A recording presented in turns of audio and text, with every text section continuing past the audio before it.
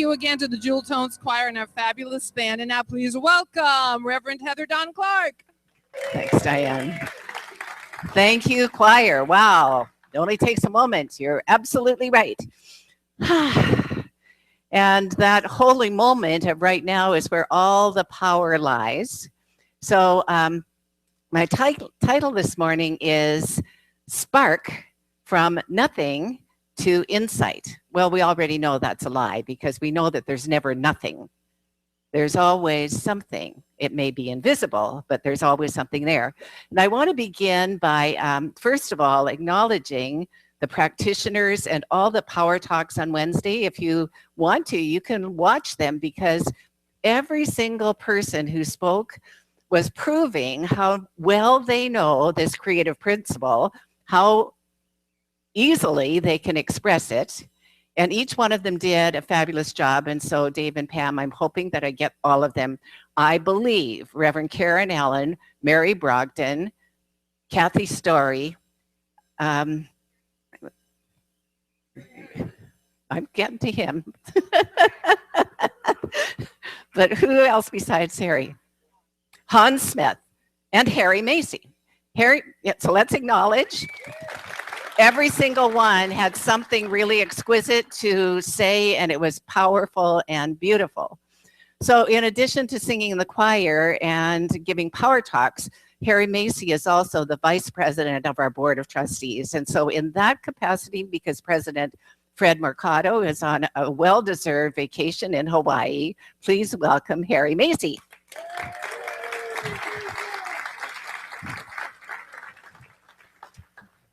Good morning. I wanted to make a brief public service announcement this morning. Some weeks ago, the Board of Trustees, through their course of discussion, took it upon themselves to do an evaluation of the value of our building. You know, we've been here, it's going to be 5 years coming up. And we were very pleased with that evaluation when it came back at the equity that we had gained in the building. So we brought it forth to the congregation and we held 2 town halls, which many of you participated in. And the consensus coming out of that town hall meetings that we had was that we're going to go ahead and look into selling the building.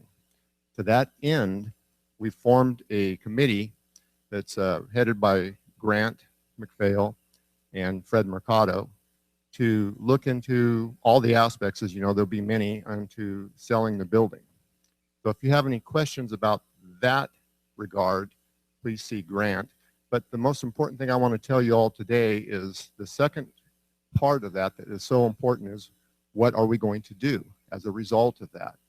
And starting June 4th, we're going to begin a visioning process, and we want as many of you to participate as can as to what we're going to do with this benefit that we've gained from this building, how our new home, how our future will look. So please, please find it within yourselves to participate in those visioning processes as they start in June, okay? Thank you.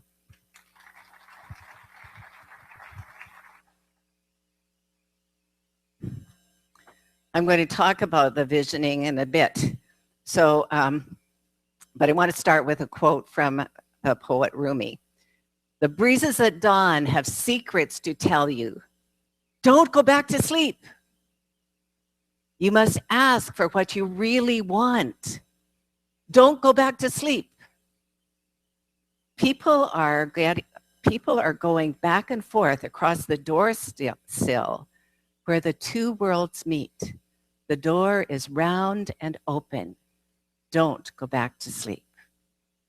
A reminder to us that that presence is always, always, always right where we are, in us, through us, and as us. And our job is to pay attention. Our job is to listen to what is the highest and best that that one has in mind for each one of us. So, spark from nothing to insight. Ernest Holmes says this: creation does not mean making something out of nothing. Creation does not mean making something out of nothing. Creation is the passing of spirit into form and is eternally going on. Every moment of every day, it's always going on. Ernest goes on to say, spirit cannot change. For being all, there is nothing for it to change into. This is self-evident. So whether it's form or whether it's invisible, whether it's thought, it's all the same stuff.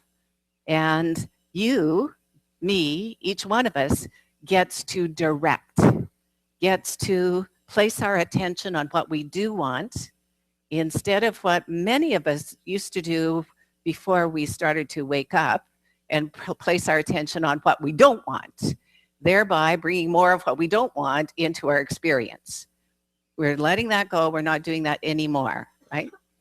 Right. Thank you. We're not doing that anymore. We're awakening every time we catch ourselves thinking about what we don't want. Take a deep breath, laugh at yourself, and think about what you do want. It's that easy because that creativity is always saying, yes, my beloved. It's always saying, whatever it is that you desire is already yours. But choose it and be passionate about it and be confident that what you want wants you, because that is the nature of life. What I want wants me. And it's always that way. So the spark. Let's talk about the spark. So insight, the original meaning of insight, you'll find this pretty interesting given what we believe. The original meaning is seeing through the mind's eye. In other words, vision. In other words, vision. Insight means vision originally. Now it means discernment. And discernment kind of has a bad rap these days because it's kind of like judgment, and we don't want to be judging, but we do want to be discerning. We do want to notice what it is that we are putting our attention on and be discerning about it. So, from spark, the presence of God, to vision. You've heard this many times, without vision, the people perish. So with vision, that must mean the opposite would be the people flourish. With vision, the people flourish. And so let's align ourselves with vision. You know, when we bought this place 5 years ago, we had vision for a long time. I think when the committee met for about 10 years. I mean, it was a really long process, right, Dina? About 10, it was long. And we visioned and visioned and visioned. And finally we said, you know, we might not end up buying our vision. Because just like most families start out with a starter home, we came to the conclusion we'd start out with a starter church. And this is it. It's a pretty big starter. It's more like a boulder than a stepping stone, right? But it may just be the way Spirit has for us to really move into what's really our next step, our next place. And so, like Harry said, I really want every one of you to have an intention. The visioning sessions will start at 12 and go to 12:30. There will be no conscious connections during the month of June for that reason, so that everyone gets to participate. You can participate as many times as you want to, or only once, because that will give us input of what you catch. And here's the thing about visioning, and I'll talk about it when we do the visioning. It's not visualization. Visioning is catching the idea that God has for us. It's catching that bigger idea that we may or may not know what it is exactly. So it isn't like visualization where we say, oh, this is my goal. I'm going to visualize it, which is also very good, and it's a spiritual practice. But what we're going to do is visioning. It's like, what's God's biggest idea for this community, for our spiritual home? What's the next one? Because we've obviously been guided here to have such a wonderful equity in our building that we could actually buy without having any mortgage. That's possible. That's my intention, to have, okay, we intended to pay this off. Let's pay it off and live without a mortgage. That's being fiscally responsible and living in the awareness that everything is an idea of God, every single thing. So I don't know, and the Home That We Own committee doesn't know what that will be. That's why it's so important that each one of you come and for the visioning are willing to set aside any ideas you came with. Some of the processes say, write down everything, every idea you have, now put it aside, because the vision isn't that. The vision is something greater than whatever you have come to. Whatever you've come to. Okay, so the creative process, it's first of all starts with an idea. It starts with an idea that you would like to manifest. And the clearer you are about that idea, the easier it is to bring that idea into experience in your life. And there might be some things that are slightly uncomfortable things because you're dealing with something bigger than your conscious mind that you weren't expecting. So for instance, on Friday, I went with Chris to his water aerobics. And I did 2 hours of aerobics. Congratulations. Congratulations, Heather. So I did the first hour was silver sneakers, which was actually pretty hard on my shoulders. So that's telling you something. Then I went, the class had always started, and he's gone to this class forever. He comes over and says to the ladies, I just came over to meet the new girl, then kisses me full on the lips. I was surprised. I liked it, but I was surprised. And he said, I just wanted to see her. I just wanted to see her blush. I just wanted to meet the new girl. Yeah.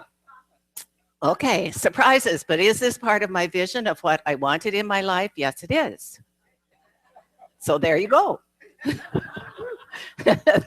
Okay, enough of the personal story. Thank you, thank you. Because again, blushing. Thank you. Thank you. So, okay, so for us, what we can trust is that presence of God that got us here to buy at the lowest part of the market. We can trust that same presence for us to sell at the right and perfect time and to find the right and perfect building in the right and perfect location so that each one will be comfortable getting there and being part of that center. So, first, see it, plant that idea in divine mind.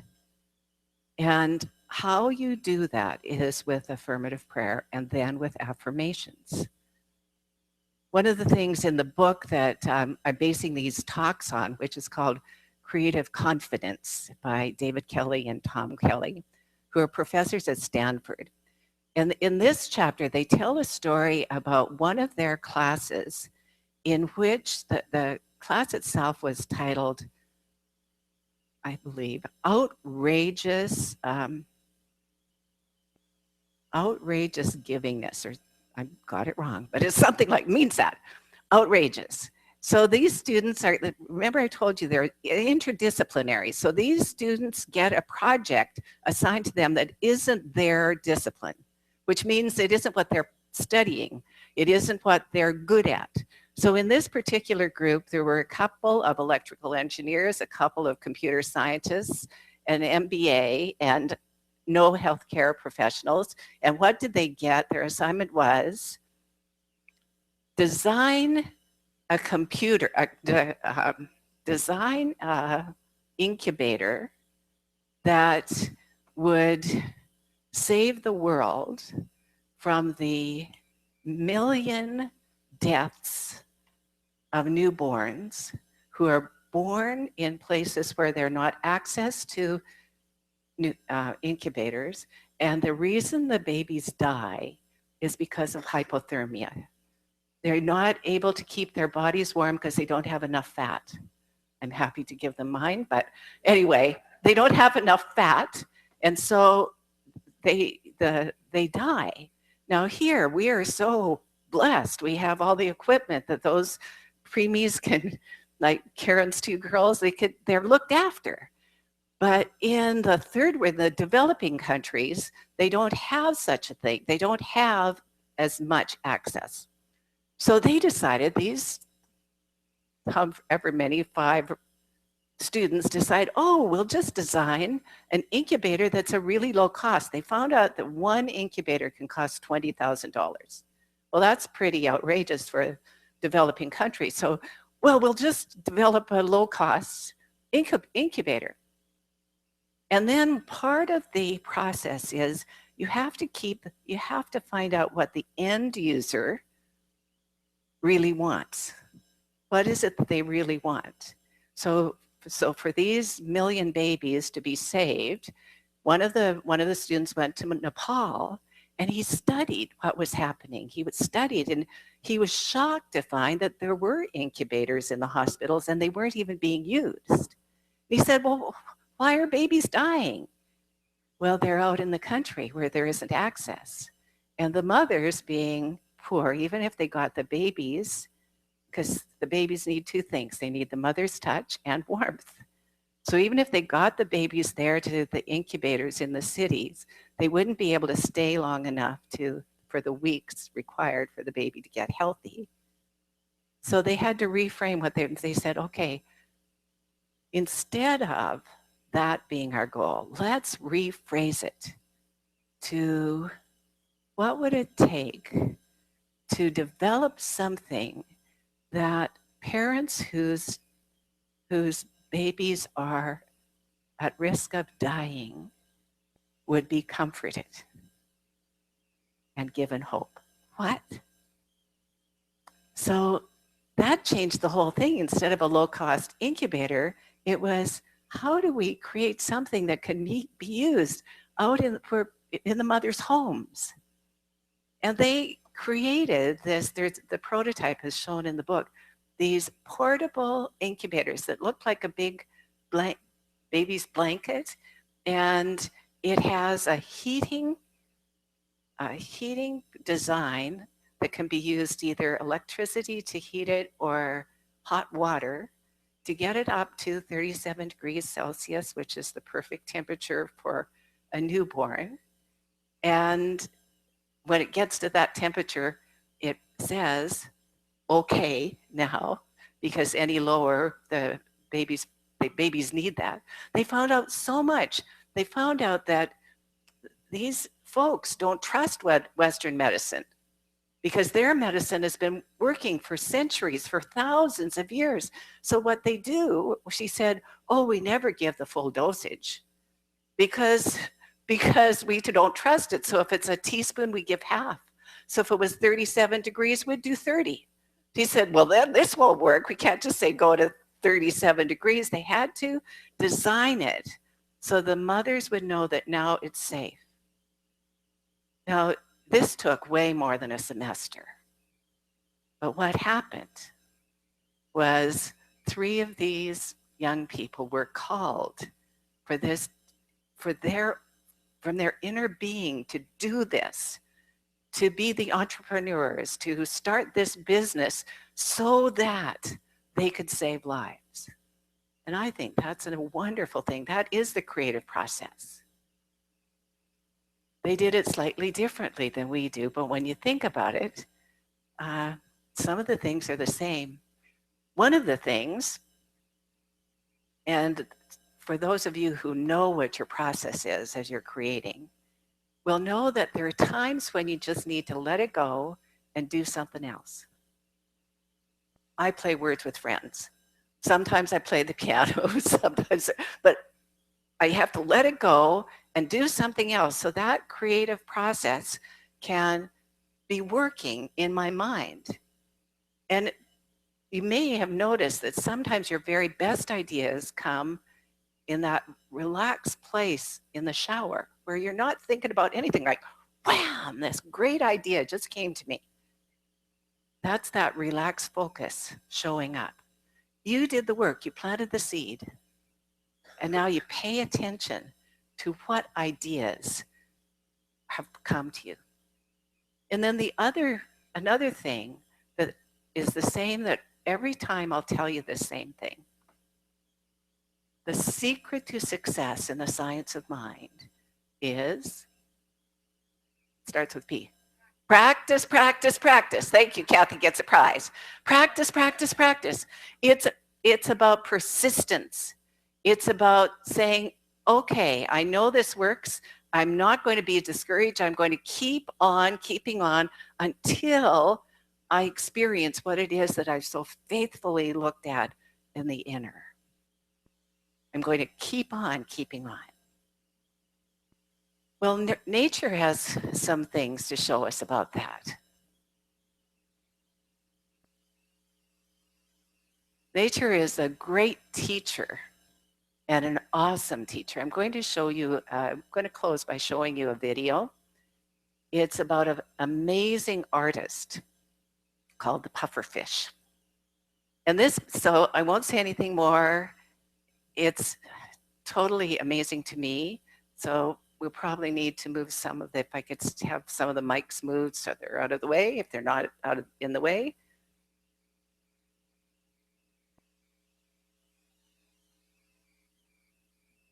Grab a female's attention, he creates something that almost defies belief.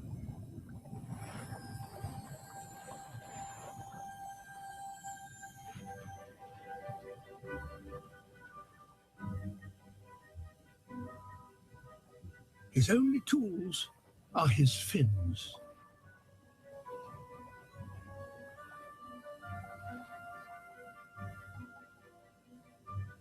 In his head, a plan of mathematical perfection.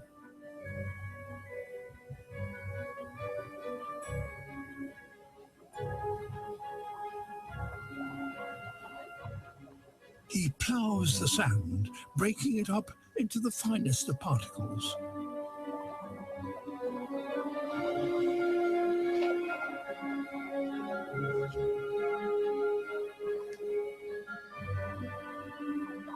These shells aren't just rubbish to be removed. He uses them to decorate the bridges of his construction.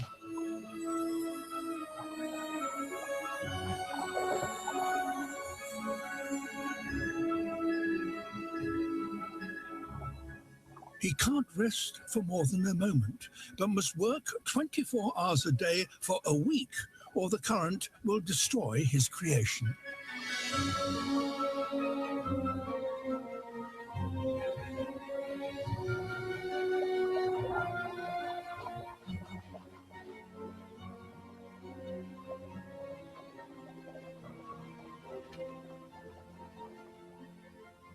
A final tidy up, and his masterpiece is complete.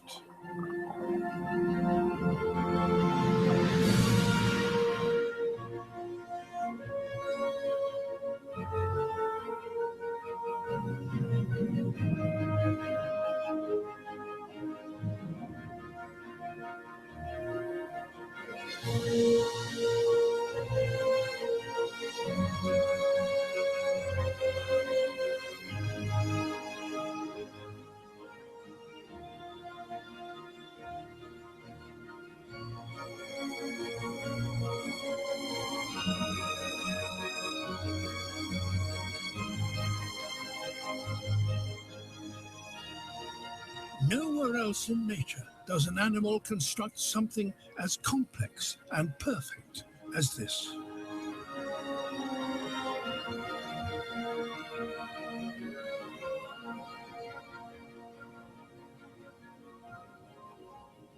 If this doesn't get him noticed, nothing will.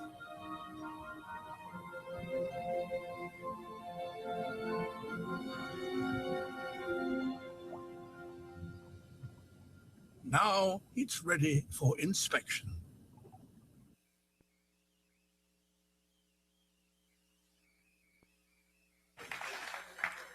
"24 hours a day for a week. 24 hours a day for a week. persistence, keep on keeping on. Obviously, that impulse is embedded in his DNA, but ours is too. Our impulse to express the God self is embedded in our DNA, who we are. Today is the day to use that spark of God within you for the highest and greatest possible idea. And so it is.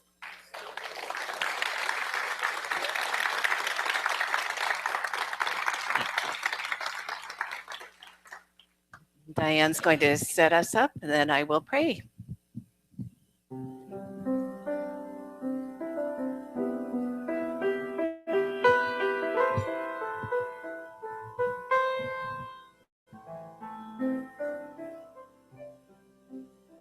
Everywhere I am is whole ground.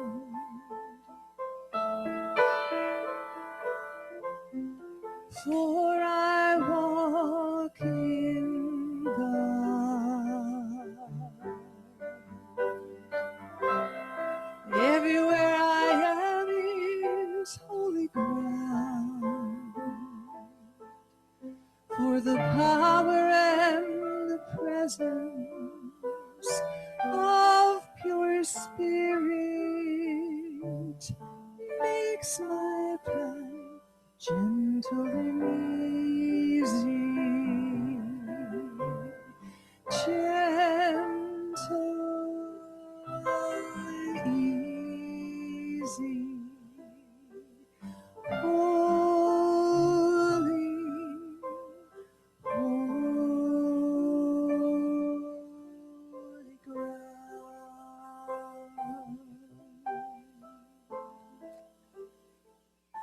I remind myself that I am walking on holy ground, for the wholeness of divine mind, of that one presence, is right where I am.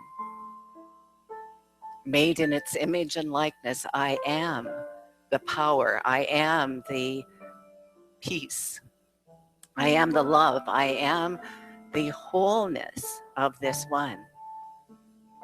Everything that is true of the divine is true of each one of us, is true right now. Spiritually, each one of us is already perfect, already whole, complete, and perfect, already expressing that creative process, that awareness of God is source and I am one with it. So I speak this word in the first person for each one here. If something doesn't fit for you, just let it wash over you. And this is what I know. I know that that presence within me is intimate and connected. That I know that I make a difference because I am a difference maker. I know that I am here on purpose, and I use the awareness of the presence of God within me to create for me and for others the kind of life that I love to live. Good and greater good. I put my attention on whatsoever is good, whatsoever is pure, whatsoever is of good reputation. Those are the things that I put my attention on. I put my attention on love and loving kindness, and I see it everywhere. My heart is open to all that is. I judge nothing, but discern everything. I'm clear, and I see what I want to see. I'm persistent.